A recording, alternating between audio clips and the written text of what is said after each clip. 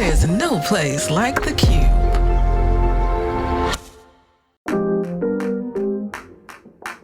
Hey, I'm Darren. And I'm Esther, and this is Second Sunday, a podcast about Black queer people finding, keeping, and sometimes losing faith.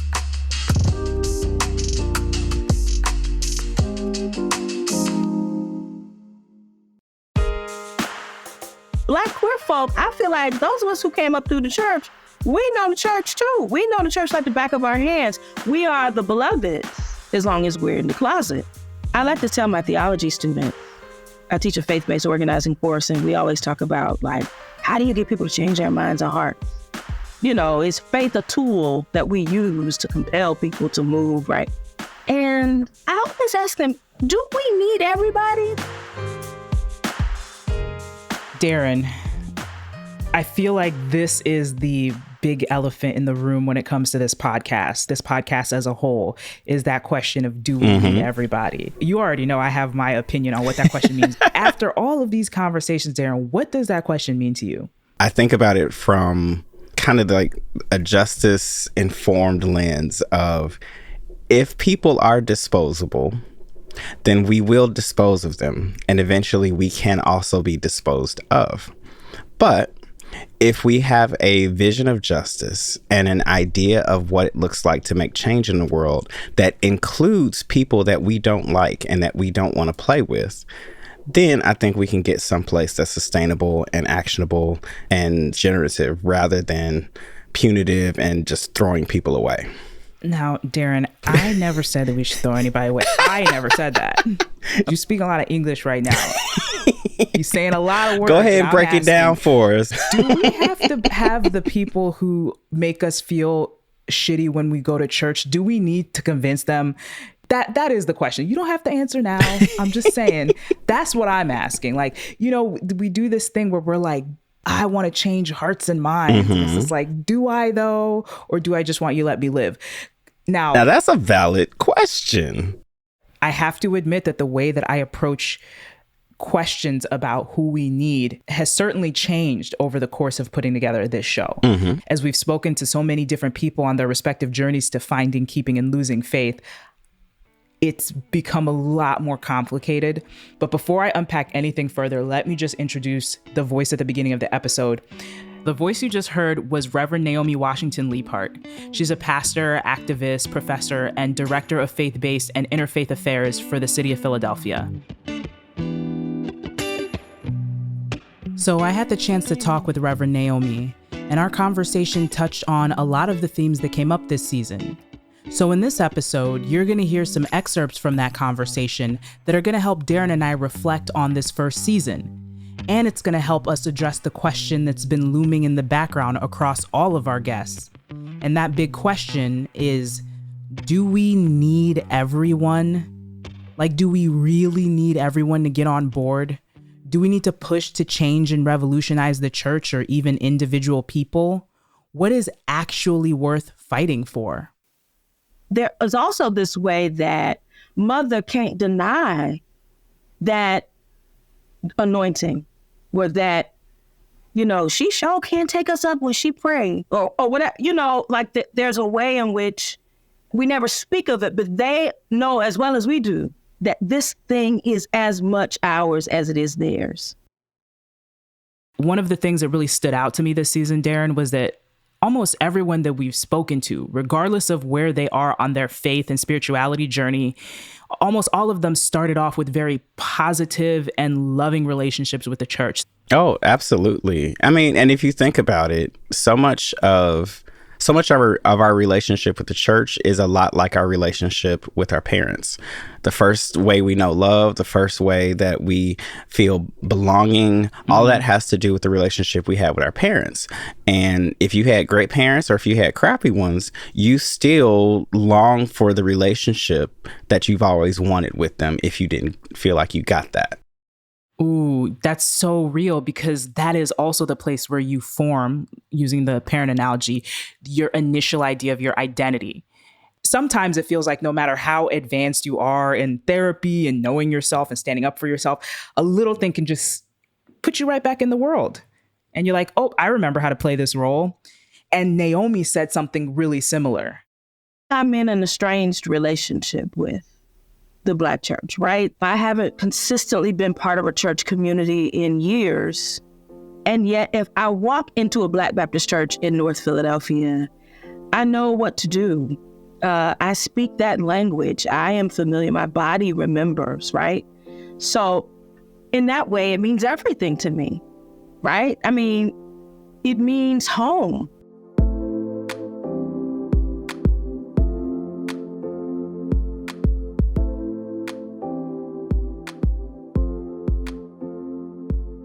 I can think back to some of the days where I've been out on protest lines where we're standing up against the guys who have the bullhorns and the large signs and are saying all the gays are going to hell. And the question there is like, do I need to make him get to the point of performing a same-sex wedding? No, I don't need that. I don't even want you at my wedding. But I do need you to go home. That's what I need you to do immediately. Right? I need you not to be voting and to be making policies that limit me from having the same rights and access and ability to thrive that you have. And I think that's the difference. It's not about, oh, we all need to agree, but we need some room for each other to disagree. It's really about the rights that people feel like they have to restrict other people, which is why I say I don't really need everybody. I actually don't need anybody. That's trauma. I just feel like, yeah, we operate with all of these implicit contracts with each other.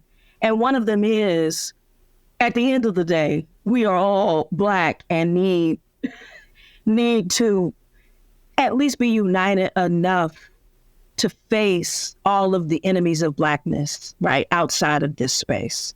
And so it's a struggle because on one hand, the violence of having to choose between parts of yourselves is clear, and that trauma doesn't go anywhere. And on the other hand, like I said, you haven't been loved in some ways until you've been loved by Black church people.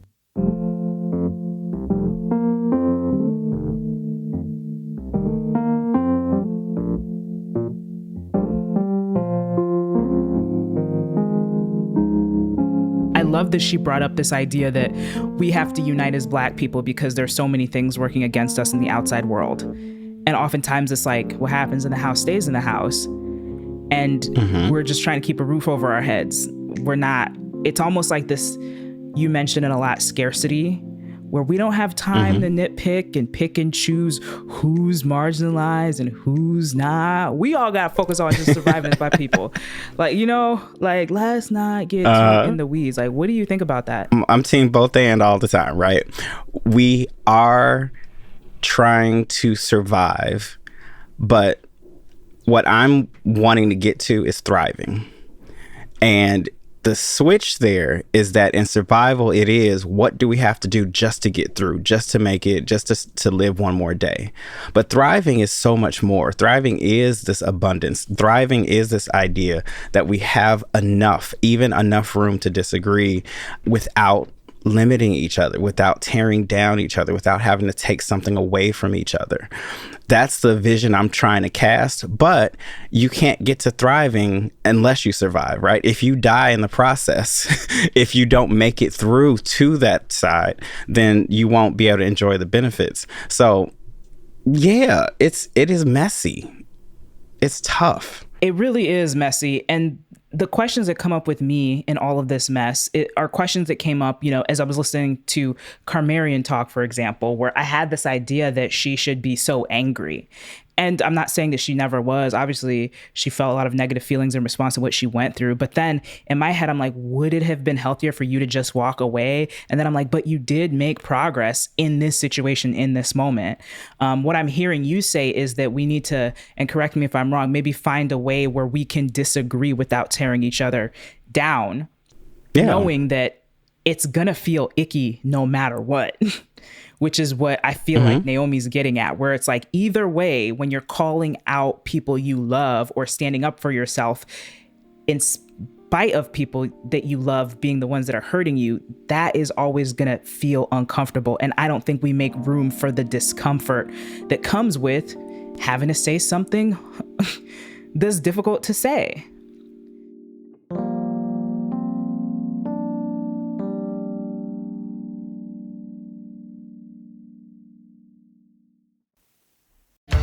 It's 2011 and the Arab Spring is raging. A lesbian activist in Syria starts a blog. She names it Gay Girl in Damascus. Am I crazy? Maybe. As her profile grows, so does the danger. The object of the email was, please read this while sitting down. It's like a genie came out of the bottle and you can't put it back. Gay Girl Gone. Available now. Hey friends, we're having a live event with PRX. And we want you to join us virtually. The PRX Big Questions Project presents Making It, a night of big questions. It's Tuesday, June 11th at 7 p.m. Eastern. Click the link in the show notes to register today. If I walk away from the Black church, or if I publicly chastise the Black church, I feel disloyal. I feel like a traitor. Even though, as you said, the Black church is the site of my deepest trauma. The Black church is the place that formed me and humiliated me. The Black church is where I come to understand God as a lover of Blackness, and the place I come to understand God as a hater of every other part of me. It is a war going on within. It still feels to me on the inside like a betrayal if I walk away from it. Even if I publicly admonish it, that feels like I have betrayed something.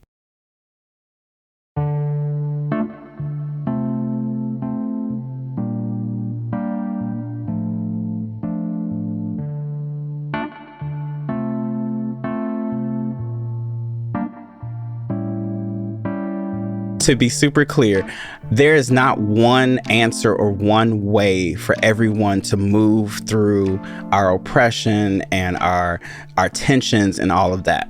To be super explicit, I'm not saying stay in a place where you're getting abused or harmed or hurt. I am saying that we all have to figure out, short of being able to leave the planet, we have to all figure out how to live on the same planet together. And that means different things in different seasons. Like Kamarion was able to survive in that household and find ways to, I would even say, get to thriving. Whereas other places, we have to pack our bags and go. I think this shows up for all of us. Like, Esther, who is that person that's in your life that you got to walk a fine line with? You know, I wouldn't even say it's a fine line. But I do have people in my life that are the closest people to me in the world. I didn't address things head on, but it was just like this standoff where it's like, I'm not going to say anything hurtful to you. I'm not going to say anything hurtful to you. So even though I didn't dramatically address it, it was one of those things. And what other people's stories reinforced for me throughout this season is that everybody is on their own journey, including the people who are hurting us. And if we don't make room for that as well, then we miss anything that there could be to salvage that could, I don't want to say facilitate our healing, because I don't want to make it seem like we have to have a certain ending or certain response from certain people in order to have healing or closure or move forward. That is certainly not practical. But I am saying that things can change. Potentially, or go into, and that could be just going into any different state. So yeah, there are people in my life that I have that type of grace with in subtle ways. But what about you? Are there people in your life that you kind of find yourself going through that tug of war with a little bit? Oh, I am not trying to put all the tea in the streets today, but when I tell you, there is a family member that it is very don't ask, don't tell. And it is contrary to so many things about how I believe about how one should live in the world, or how I should live in the world. But it is survival. I am just going to do what I can to not have to have interaction with you. And I'm such a diplomat that they probably don't even know I don't like them. Now there's the gag. Okay, it's a whole gag. And, it's my blessing and my curse. My dislike for you could be untraceable. Not me. You gonna know if it's me, but for Darren, you might not know. You probably don't know. And it is what it is, right? Like, I'm just trying to survive these streets. I do not need to come home to my family environment and deal with you and help you start off in some square one. Whether the situation works out the way you want it to or not, there's a lot of grief that could potentially happen when we deal with the reality of the decisions that people make and where they end up in their journey. We want to hope that people change in certain ways, but what if they don't? And when we do have to walk away from people and institutions and places that we tried to hold on to because we had such positive feelings along with the pain, there's a lot of grief that is left in its wake. And the question is, how do we grieve for those things that we lost? Like, how do we handle those complicated feelings? My wife helps me with this. She first introduced me to this language, making friends with complicated feelings. She's trained as a chaplain, and so she's, she says she's a heart with ears. She really is. I think that's the metaphor, that we have to make friends with grief, even make friends with our rage, our anger, right? Because for me, these two things are very closely related. They're two sides of the same coin. For me, that my sadness and my anger are related. The first thing that stood out to me, Darren, especially when she was talking about how anger and sadness are closely related, was this idea of ego. Like, when we feel like we are owed an apology, we are like, I need you to apologize like this. And it's like, wow, that's giving human beings a lot of power. Mm-hmm. When the reality is that we're all on our own journeys and that we don't actually need vindication from other human beings. It might be nice to have, but it's not necessary for healing and forward motion. What I love in that line of making friends with these complicated emotions is it's an invitation for us to look at and to get to know and get to understand what we want, right? We want these vindications to happen. We want the changes in relationships to happen. We want all of these things, and whether or not we can have them, for us to get comfortable with the fact that we want them and that means something to us, and to learn what that is. And so whether it's coming to terms with grief, whether it's coming to terms with anger, whether it's just coming to terms with, I just want to be picked, I just want to be loved, I just want to be seen, understood, chosen. Like, we can make space for all of those things. And I think it's another legacy of the church that we haven't been taught how to grieve, how to lament, how to hold these things in tension. I make fun of my background all the time. I'm like, I can end every story with a positive note, an optimistic outlook. Mm-hmm. And in my band, we create these songs about lament, and we create these stories and these experiences about what's wrong in the world. And we don't offer answers at the end. We don't offer, okay, now here's how you go out and fix it tomorrow. And that is something that really does challenge people to get out of, and I'm about to get deep here. It challenges us to get out of the culture that white supremacist Western society has taught us, that we have to get to quick answers and we have to get to quick fixes, and we have to, before we understand a thing, we have to take action and do something about the thing. Like, it's an opportunity for us to really, really slow down and to maybe do something different.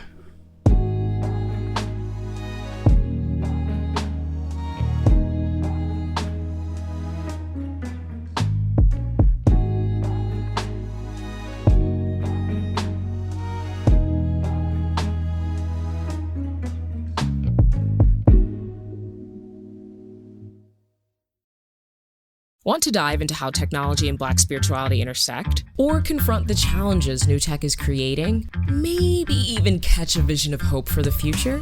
Check out Moral Repair, a Black exploration of tech, a podcast about the innovations that make our world and break our societies, and how we can all heal just a bit. Available on Spotify, Apple, and wherever you listen to podcasts. We want an institutional apology. We want the homophobes to be fired and humiliated, just like some of us were. We want to out the people whose secrets we are continuing to keep, right? We want to burn the building down where we were first abused, right? And then we want to be invited. We want to be wanted. We want them to desire us. Invite us. And it just could be my jadedness or my cynicism or my pain, but I am no longer looking for that. So rather than waiting for that, what are the other ways we can be perhaps in relationship? What expectations can I have? What demands make sense? Because I don't want to die behind this. Does the movement need everybody? Jesus barely had 12, right? Barely. And we know that there were others beyond the 12, but he didn't have no whole community, no whole movement. I'm not suggesting we Jesus. That's not what I'm saying. But what I'm saying is we don't need everybody. And I think too many of us have literally and figuratively hurt ourselves trying to get everybody. So I'm striving instead for the folk who are genuinely interested in moving from point A to point B. I'm not coming to any more conversations about what the Bible does and doesn't say about homosexuality. Not coming. No. I can't be the cishet whisperer. Like now that might be somebody's call. I'm not suggesting that all of us need to be oriented like me, but I think maybe we have to pick what position we will take in the movement. And so I think one of the ways we deal with this is to discern, God, what is it specifically that you would have me do as it relates to this institution that I love and am also estranged? I don't know what I believe about a whole lot these days, but I'm holding on to the belief, right, that God is faithful, right? Yeah. Let's just watch God surprise you, that you can be a safe space for people, even the same people who did not provide a safe space for you, right? Isn't that the gospel?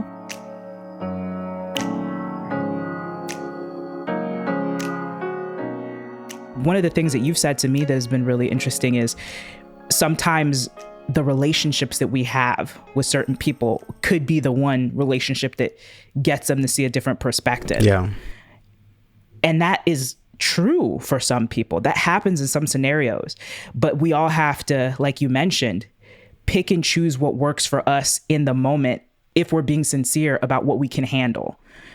And I think like knowing yourself and being true to yourself is the only way to protect you, because you're the only one who really knows what you can handle. Yeah. And then the rest is up to the universe, God, what you believe. Some things are just out of our hands. I believe that if I do my best and I take care of myself, God will take care of the rest. And that the universe will respond to my sincere efforts to love myself the best I can, to love people the best I can, and most importantly, love God in just being sincere in my flaws, in my complicated feelings, in my needs in any moment, just being just true to myself as much as possible. And then the rest will just happen as it's going to. Ain't nothing wrong with that. This entire season has been one thing after the other of me just being like, wow, I did not think that we were going to go here, but we are definitely here. Absolutely. It's so powerful just to see what happens when we show up together, right? Where two or three are gathered, God is there in the midst. And I have felt the mountain highs and the valley lows and have had all the feelings. But one thing that keeps playing over and over in my head are these words from Don Abram that I think really do capture the questions and the possibility and the watching God surprise us of this whole season. So as we bring this season to a close, I'm just inviting us to reflect on these words and use that divine imagination to see what happens next.